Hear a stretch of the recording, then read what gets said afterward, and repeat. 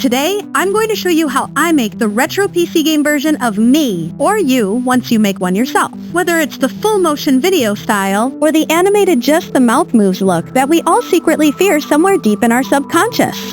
This isn't necessarily a full step-by-step tutorial, and by that I mean I won't be explaining every single click. So I'm going to assume that you have a little bit of editing knowledge and know the basics of Premiere and After Effects. These effects can be replicated in other programs using similar effects and strategies, so you can think of this as somewhat of a framework for your own creative endeavors. There is no right or wrong way to do this. That said, let's get dithered. If you played PC games in the 90s, you might remember that the animation or video integrated in the games was different. At the time, as kids or even adults, we didn't think much of it. After all, it was the future in front of our faces. The fact that there were even moving characters on the screen was fantastical enough, at least to me. But looking back, these old PC game graphics occupy a strangely surreal or even liminal part of my subconscious.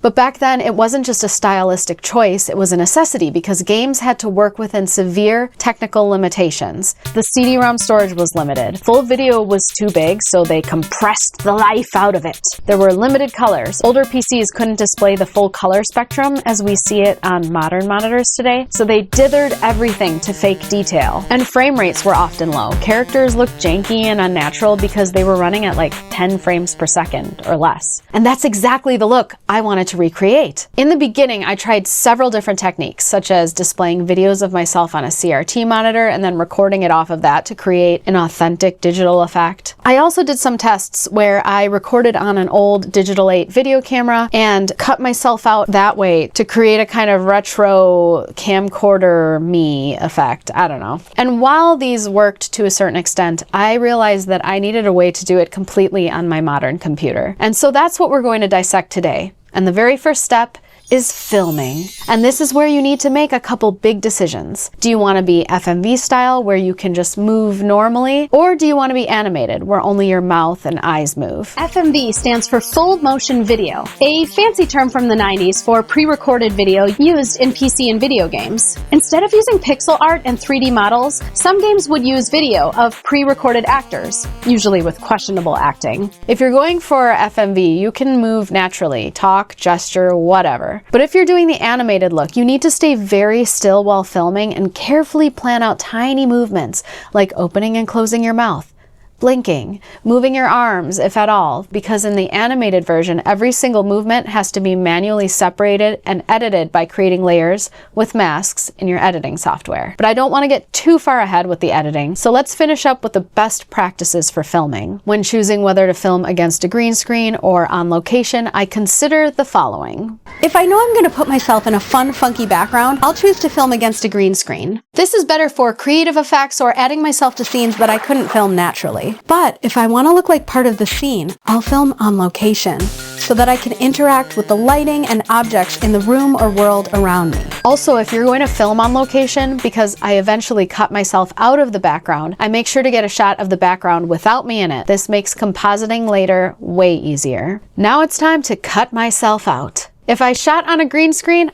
I just key it out. My screen is not lit perfectly, so I just choose one of the darker greens. I toggle down the view in Keylight to screen matte so that I can see the matte more clearly. Then I go down to the screen matte section to adjust the clip black and clip white levels until the matte is as clean as possible. This is obviously not a professional situation, but for these videos it works just fine. I draw a mask around the parts that I don't want to show up. We don't need it to be perfect because the effects that we'll add later cover a multitude of sins. However, sometimes I don't use a green screen, and in that case I film in whatever location I need for my video and then rotoscope myself out. Sometimes I choose this to better integrate myself into the scene, and the rotoscoping works well enough that some of the minute details that get missed or screwed up are usually covered by the dithering effects. You might be wondering though, why not just apply the effects to everything, to the whole scene? Why go through the extra work of cutting myself out first? Well, because I think it looks better for the effect that I'm personally trying to achieve. Keeping the background crisp makes the character seem more wrong or out of place. For the record, I do think this method of keeping the background clean works better when paired with the animation style, like in these videos I made previously. But here's what it looks like with the effects applied to the whole clip, including the background. It doesn't fit the vibe that I'm going for, but maybe it fits the vibe that you're going for, and now you know. So now that it has been keyed out and it's just me, we can add our effects. Without getting too deep into it, dithering was used in old PC graphics to make low color images look detailed. It's pixel trickery at its finest. And I'm going to show you two different methods of doing this. One free and the other being a plugin that I purchased and paid for myself. But let's do the free option first. First, I add posterized color to limit the color scheme. This I play around with. You have to play around with it to find your best setting. Mosaic to create the pixelated effect. Once again, you'll need to eye it to figure out the ideal setting for your footage and resolution. I also like to toggle on sharp colors to make the blocks more crisp. Lastly, I add posterized time to lower the frame rate. I like to set mine usually around 10 frames per second. If you want to get really fancy with the frame rates, you can duplicate your footage layer and create a mask around your head, for example. And then on the layer underneath, add a mask around the body on that layer. So now you have two layers, one with just the head and one with just the body. And you can set the head to a higher frame rate, say like 12 frames per second, and the body to a lower frame rate, maybe like 8 frames per second. Sometimes in old games, different parts of animations ran at different frame rates. This is not necessary, but it can add a little authenticity or weirdness to your footage. After that, we export the footage. I want to be able to take this clip and integrate it in Premiere with a background and maybe some text. So I need to export it with a transparent background. To export our file, we're going to set the format to QuickTime and our channels to RGB plus alpha. These files can run pretty big, so just a warning there. But when we bring it into our editing software, you can see that it has a transparent background ready to composite. If you forget this step and export it as a normal video file, then any transparent background will just be black instead of transparent, which can add extra steps for editing. Here's what it looks like all together. This is an example of an FMV-style effect, filmed against a green screen.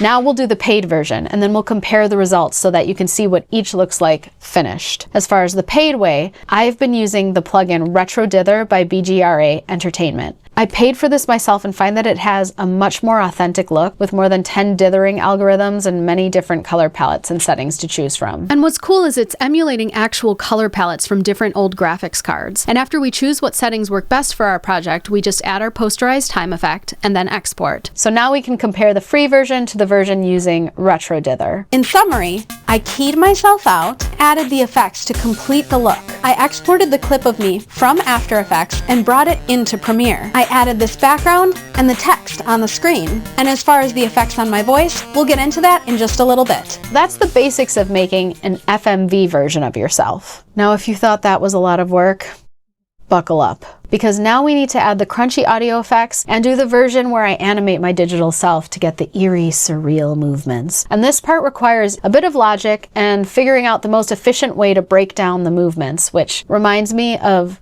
kind of like solving a puzzle. And I love solving puzzles and finding new ways to work more efficiently, and that's exactly what our sponsor for today's video can help you do. Brilliant is an interactive platform that makes complex topics like logic, problem solving, and computer science easier to learn. Editing and digital effects are just as much about problem solving as they are about creativity. So every time I have an idea for a fun video concept, I have to sit down and figure out how to make it work with the tools that I have. And problem solving isn't always something that comes naturally. We have to practice at it. And that's what Brilliant teaches you, how to think through complex problems in a hands-on way. Instead of just reading about concepts, you get to experiment, explore, and solve problems yourself. They've got courses to help you level up your skills with topics like algorithmic thinking, probability, and math, all taught in a way that's actually engaging. It's kind of like the modern equivalent to the learning PC games we had as kids, even complete with a cute little mascot named Koji. If you want to level up your brain and approach challenges more creatively, you can try Brilliant for free for 30 days by clicking the link in the description. You'll also get 20% off an annual subscription. But now it's time to move on to the unnecessarily complicated process of animating my mouth movements, one frame at a time.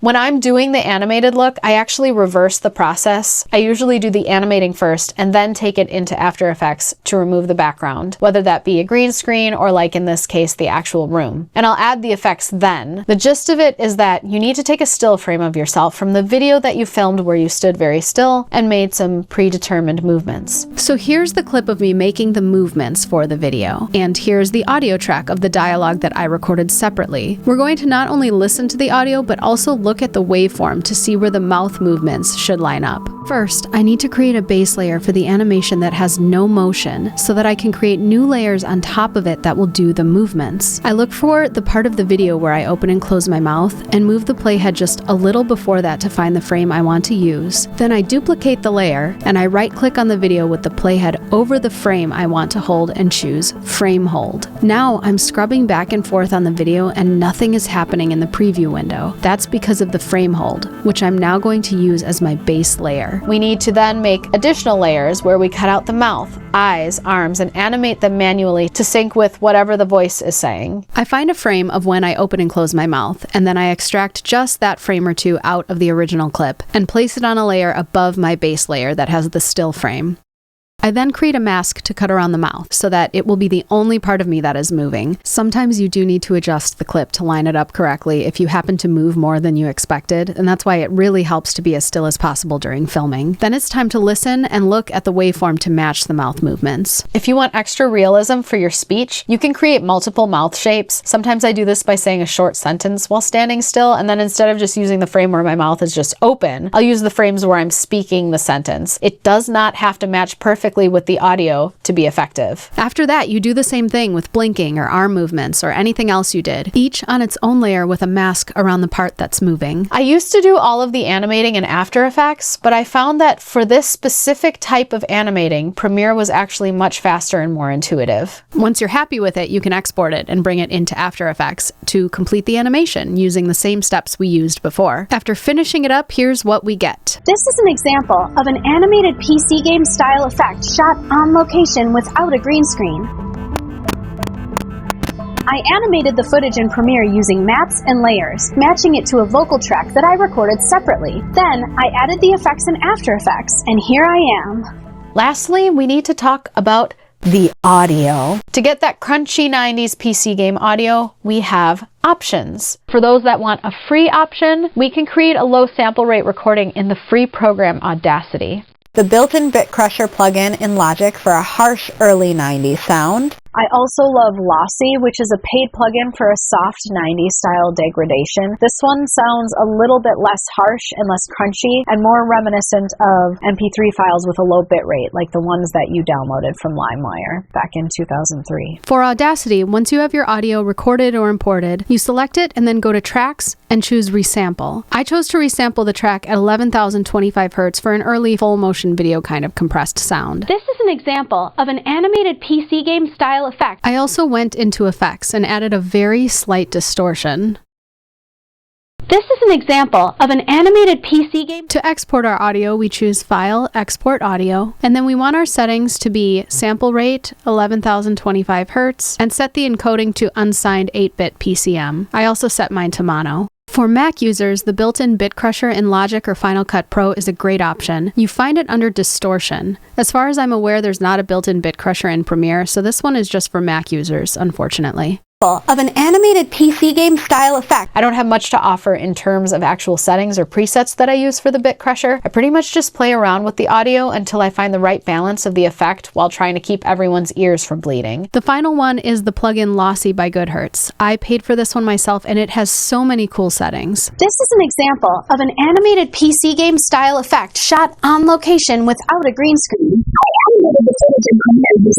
Lastly, I do have a workaround for creating a somewhat similar 90s FMV video effect completely within Final Cut Pro for Mac. I figured that's pretty niche, so I left it out of this video. But if I get enough comments requesting a specific tutorial for Final Cut, I'll be happy to make that. Just let me know. And that, my friends, is how you can turn yourself into a 90s retro FMV dithered 16-bit vintage PC game character extraordinaire. Thank you to all my amazing patrons, and thank you for watching yet another episode of Crazy Hark's amazing emporium of total retro madness.